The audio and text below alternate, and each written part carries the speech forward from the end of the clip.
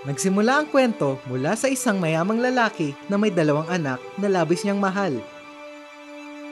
Handa na ba kayong makinig? Ito ang kwento ng Alibughang Anak.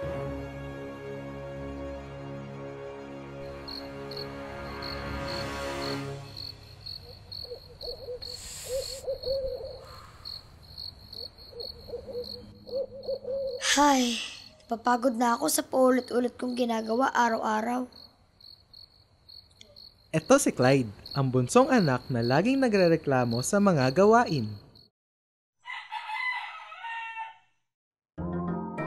Clyde, tara na, may gagawin pa tayo.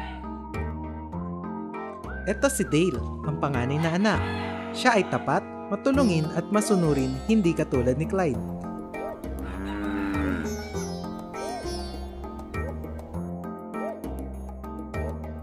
Alam ko na!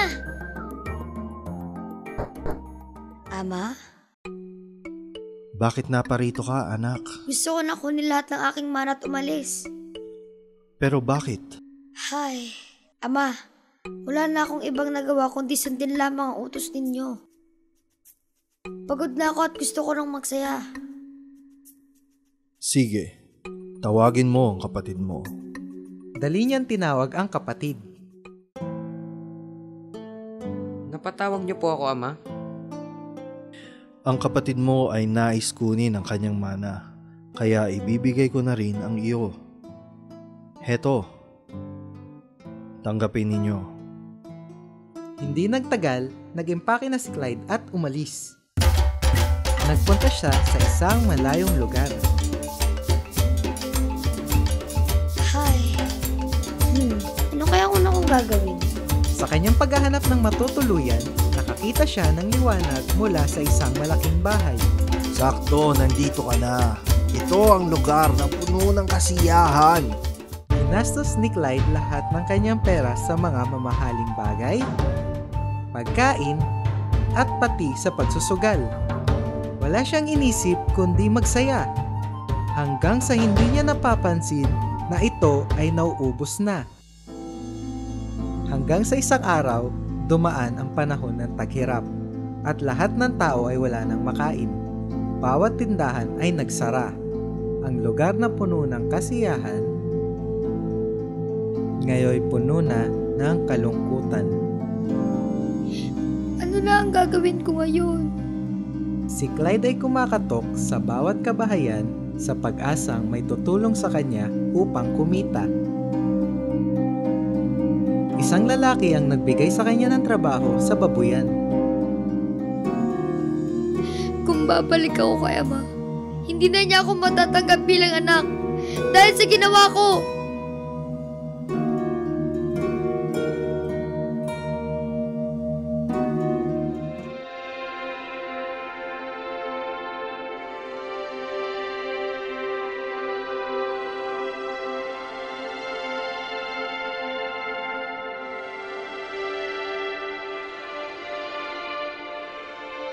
Ama, nagkasala po ako sa Diyos at sa inyo.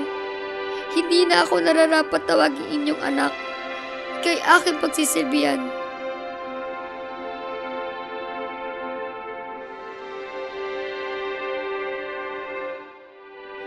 Dali! Kunin ninyo ang pinakamagandang damit at bihisan siya. Suotan ng singsing at sandalyas, sapagkat ang anak ko'y namatay, ngunit muling nabuhay. Nawala, ngunit muling Ngunit natagpuan. Ama, ako'y nagkasala. Hindi ito nararapat para sa akin. Kahit anong mangyari, tatanggapin kita dahil anak kita. Patawarin ninyo ako, Ama. Anong nangyayari sa loob? Nagbalik ang iyong kapatid at pinapatay ng iyong ama ang pinatabang guya para sa kanya. Ama, pinaglingkuran kita sa loob ng maraming taon at hindi ko kayo sinuway. Ngunit ni minsan di nyo ako binigyan ng kahit isang maliit na kambing para sa aking mga kaibigan. Pero bumalik lang si Clyde na kumuha sa iyong kayamanan. Pinapatay mo ang pinatabang guya para sa kanya? Anak, lagi kitang kasama. Mahal ko kayo dahil anak ko kayo. patawarin mo ang iyong kapatid tulad ng pagpapatawad ko sa kanya. Tayo magdiwang sapagkat siya'y nawala, ngunit muling natagpuan. Halina't salubungin natin ang iyong kapatid. Pinatawad na tayo ni Jesus, kaya matuto tayong magpatawad at patuloy na mahalin ang bawat isa. Ito ang kwento ng Alibughang Anak.